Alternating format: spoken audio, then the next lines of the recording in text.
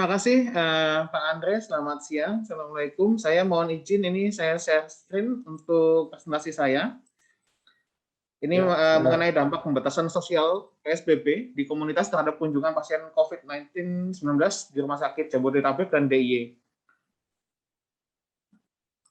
Nah, ini memang mengenai ada 3 yang ingin saya sampaikan di sini. Yang pertama adalah penelitian kebijakan, kemudian dampak terhadap beban fasilitas kesehatan, dan persepsi masyarakat terhadap kebijakan PSBB atau pembatasan sosial itu sendiri. Nah, ini kita mungkin awal tahun lalu baru mendengar apa sih itu PSBB dan bagaimana agak terkaget-kaget juga. Sekarang sudah biasa setiap minggu diperpanjang PPKM-nya. Nah, ini memang bagaimana kebijakan ini kemudian diimplementasikan di pusat dan daerah, DKI Jakarta dan Yogyakarta. Kemudian bagaimana juga penerimaan masyarakat, selain dari fasilitas kesehatan juga penerimaan masyarakat terhadap pembatasan sosial ini. Yang pertama, saya akan melihat dari penelitian kebijakan kami dari tim peneliti, yaitu ada beberapa literatur yang kita gunakan. Yang paling penting adalah bagaimana PHSM ini atau Public Health and Social Measures ini diterjemahkan di Indonesia menjadi PSBB, dan kemudian di masyarakat ada pedoman pemberdayaan masyarakat.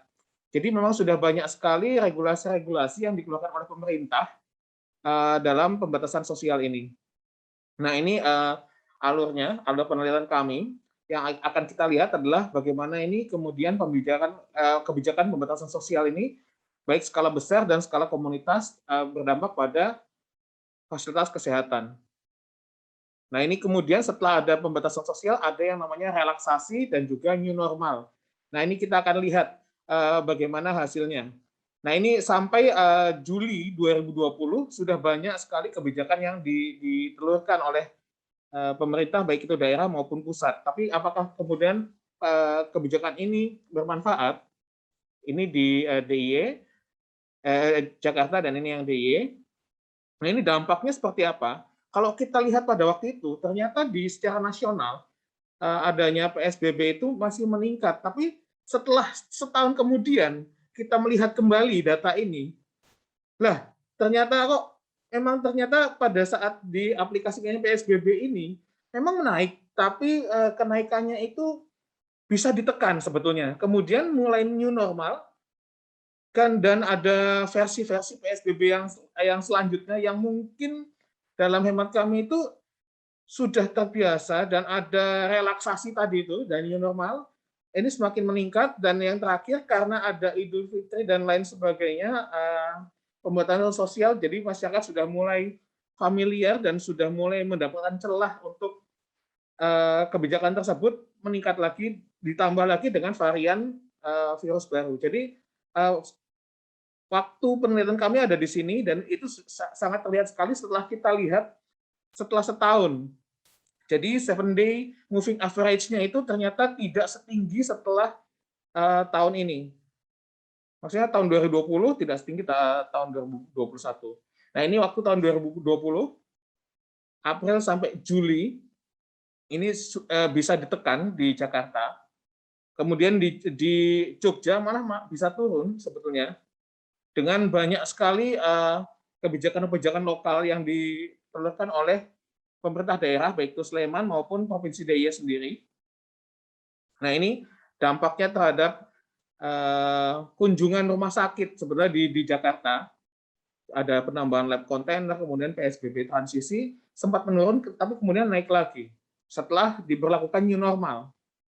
Nah, di sini kita lihat ketersediaan bor juga di pertengahan 2020 itu sudah bisa ditekan, bahkan bisa turun di akhir Juli karena PSBB itu.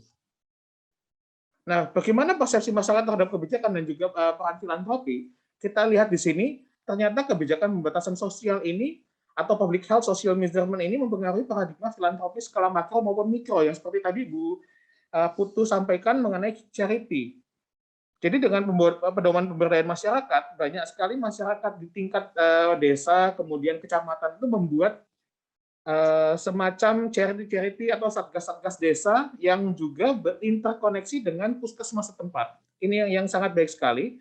Karena kita bisa lihat di Jakarta dan di Jabodetabek dan Yogyakarta, ternyata di sini banyak merahnya karena tidak dilibatkan oleh pemerintah daerah, sementara di Yogyakarta dia lebih dilibatkan oleh pemerintah daerah dalam menangani COVID. Jadi satgasnya di suburban seperti di Yogyakarta itu lebih aktif daripada di Jakarta menurut hasil penelitian kami. Kemudian untuk penanganan ini, informasi-informasinya juga lebih banyak kita lihat disampaikan di Yogyakarta daripada di Jabodetabek, sehingga tadi itu filantropi lokal itu lebih berkembang di daerah Yogyakarta dan suburban, seperti Jogotongo, kemudian Sonjo, dan lain sebagainya. Ini filantropi skala mikro atau yang tadi disebutkan oleh Bu Putu adalah charity. Nah, ini untuk DIY, penyampaian informasinya memang lebih efektif menggunakan sosial media. Nah, salah satu bentuk yang tadi agak menarik adalah filantropi yang memberikan literasi terhadap masyarakat. Bagaimana pada saat masyarakat itu membutuhkan treatment dan dia perlu datang ke rumah sakit, ternyata ada informasi-informasi hoax. Sekarang vaksinasi juga seperti itu. Tapi ada filantropi yang khusus memberikan setiap minggu, setiap bulan itu rutin memberikan informasi-informasi peningkatan literasi kepada masyarakat. Ini juga perlu sebetulnya untuk dikuantifikasi bagaimana informasi yang benar dan baik itu disampaikan oleh baik itu organisasi profesi maupun ya ikatan alumni dan yang lain sebagainya untuk membantu menjembatani bagaimana penanggulangan COVID ini di daerah, terutama di sektor di daerah perifer atau di akar rumput. Seperti itu. Nah, ini yang pemenuhan logistiknya ini ternyata memang masih bekerja, tapi dengan Jogotongo tadi pemenuhan logistik ini bisa dipenuhi oleh filantropi lokal yang kecil, charity tadi. Nah, tapi yang penting untuk dilihat di sini adalah bagaimana sekarang kalau tadi Pak Untung itu sampaikan quality assurance-nya bagaimana? Karena orang akan misalnya isolasi mandiri, kemudian ada Satgas COVID perumahan atau Satgas COVID desa yang dengan kebaikan hatinya membantu membelikan obat. Tapi apakah obat yang dibelikan ini benar? Apakah intervensi medis kemudian ini dipantau oleh puskesmasnya? Inilah pentingnya filantropi ini untuk dapat terafiliasi, integrasi, dan kolaborasi dengan pemerintah daerah setempat. Apakah dimonitor oleh puskesmas dan lain sebagainya. Telemedicine ini apakah iya betul diinformasikan demikian, tapi apakah implementasinya ini bisa dapat dimonitor secara teknis dan kualitasnya baik.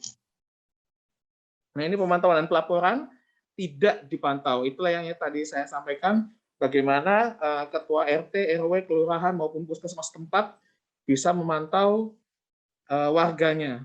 Nah, ini penting sekali untuk menjadi sasaran filantropi juga pada saat pandemi COVID ini. Jadi, kesimpulan sementaranya untuk penelitian kami, maksudnya kesimpulannya sudah ada dan cukup banyak untuk kebijakan-kebijakan, namun kebijakan ini apakah terintegrasi dengan sistem pemerintahan paling bawah di baik itu desa maupun di kecamatan, seperti itu. Nah, jadi kita bisa lihat di sini, dari hasil penelitian kami, PSBB itu sangat efektif sekali untuk menekan sehingga memberikan waktu untuk fasilitas kesehatan tadi, meningkatkan sales capacity dengan apa? Revisi dan aktivasi rencana kontingensi. Rencana kontingensi yang tadi disampaikan oleh Bu Bella juga sedikit banyak membuka kesempatan atau peluang kepada aktor-aktor atau potensi-potensi filantropi daerah maupun nasional untuk melihat sebetulnya di fasilitas kesehatan ini butuhnya apa, dan kapasitasnya bagaimana, dan bagaimana sih bisa masuk. Itu di fasilitas kesehatan. Daerah juga, Dinkes Disaster Plan, atau National Disaster Plan untuk pandemi. Jadi sudah ada tools dari WHO, diadaptasi oleh Kemenkes, ESFT namanya, Emergency Prediction Tool, ya kan, untuk APD. Nah, itu kemudian dihitung ternyata masih kurang. Nah, bagaimana potensi filantropi itu bisa masuk menjembatani gap tadi. Dan ini didapatkan dari mana? Dari aktivasi rencana kontingensi penanggulangan krisis kesehatan baik di daerah kabupaten, kota, provinsi maupun di fasilitas kesehatan. Jadi gerakan-gerakan filantropis yang sekarang makro ini semakin banyak, tapi tidak semua diakomodasi oleh pemerintah untuk menjadi sebuah sistem yang bersinergi dan berkolaborasi. kemarin bagus sekali Nagasi dari Palu itu diinisiasi, dia berkolaborasi dengan puskesmas untuk melakukan telemedicine. Jadi seperti ini, perlu ada komunikasi dari pemerintah pusat sampai ke masyarakat dan harus nge-link antara masing-masingnya. Dan juga perlu diperhatikan koherensi regulasi yang lain, TLI, tes lacak dan isolasi atau treatment 3T, dan ini perlu ada filantropi khusus seperti tadi, literasi bagaimana masyarakat bisa dan sadar tidak hanya memberikan bantuan saja, tapi kualitasnya seperti apa perlu dijaga. Mungkin seperti itu Pak Andre, presentasi dari saya. Terima kasih. Kita akan lanjut ke diskusi kalau misalnya ada yang kurang jelas. Oke.